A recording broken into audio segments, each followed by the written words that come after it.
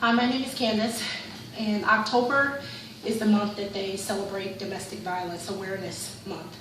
I'm here today to talk to you about 3 instances that I encountered as a victim of domestic violence. My first domestic violence encounter was when I was 17. I was 7 months pregnant with my first child, and I was drugged down 2 flights of stairs while I was carrying her. My neighbors heard me screaming. They didn't come to help, but they heard me screaming and called the police. That was my first encounter. My second encounter with domestic violence, I was pregnant as well with my son, and at that time, that abuser felt like I wasn't doing what he asked me to do. So he decided to beat me daily. After that, he decided that if I was going to leave him, we were going to go toe to toe again. So during that time, he came to my home and he strangled me. And I lived through that. By the time the police got there, his fingerprints were still on my neck. But by the grace of God, I lived through that as well. My third abuser, it happened while in between Sunday school and church. I ran home, and he ended up coming to the house and asked me where I was going and told me I wasn't going back to church. And after I said I was, he decided to push my head up against a nail that was on my wall and told me I wasn't going to go. After several attempts of trying to keep me from going, my neighbors heard me screaming and came over to help. I'm telling you this not so much as a victim, but as a survivor of domestic violence. Domestic violence is still going on daily, and I know that it's October that they celebrate it, but this happens every day in someone's life. They're going through this. So before I end this, I want to talk to 3 sets of people. I want to talk to the person who's being abused, I want to talk to the abuser, and I want to talk to the family and friends of those abusers. I'm going to talk to the abuser first. If you're doing that, you may get by, but you're not going to get away. Eventually, you will have to pay for putting your hands on someone that you shouldn't have put your hands on. You have to pay for that. God does not agree with that. Women were not designed to be your punching bag, or men. They weren't designed that way.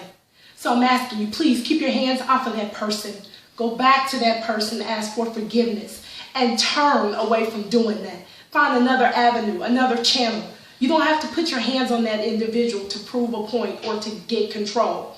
Second, I want to talk to family and friends of people of domestic violence. I know it's easy for you to say, leave, get out. But are you offering them a way to get out? Are you asking them to come and live with you? Are you taking them to a shelter? Are you taking them where they can get some help? Or are you just complaining about the problem because you don't want to deal with it? That's not of God either. So I'm asking you, please, if you're going to offer an avenue to get out, then give them an avenue to get out. Most women, they don't have any other place to go. They don't have money. That's why they're staying in that situation. They don't know what else to do. So please be mindful of that next time you tell them to just leave. If they could, they would have a long time ago. Now I'm going to talk to the woman that's being abused. If you're in that situation, please, I'm asking you, please get out of it immediately. I know that they tell you that they're not going to do it again, and I know that they say that they're sorry, but that's not enough. I want you to think about your children.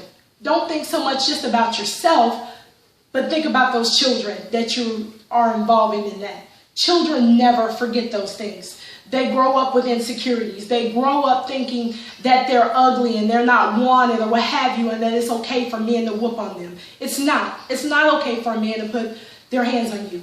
God did not design you to be their punching bag. He designed you for a purpose and for a reason. So now, I just want to conclude by telling you a small story about an individual who didn't take heed to those warnings.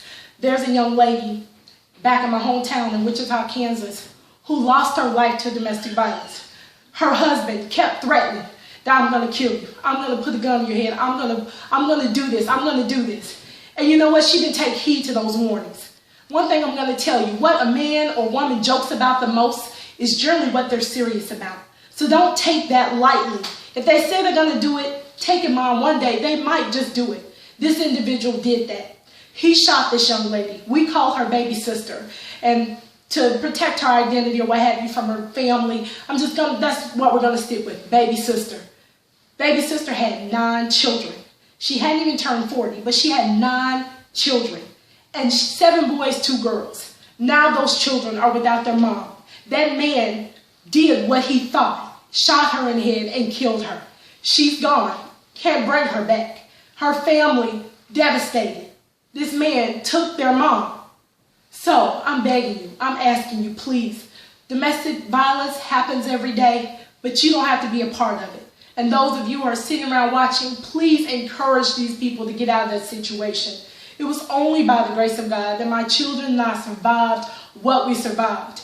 And they're alive today. I'm alive today. And it's only by God's grace that we're alive today.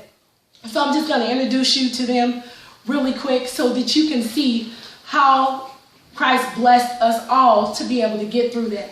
We lived in a shelter 45 days. And we survived it. We watched women daily come in there, running for their lives because of something that someone did. So I'm going to introduce you to all 3 of them, and I want to thank you for taking the time to listen.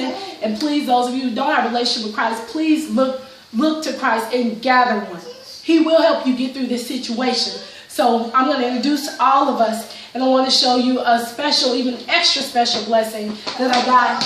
Here's my grandbaby, first of all, JoJo. And then I have my daughter, Trissy, come up, my daughter, Tiana, and then my son, Shannon.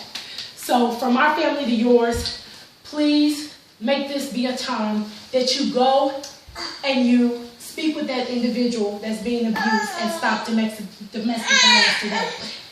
Thank you.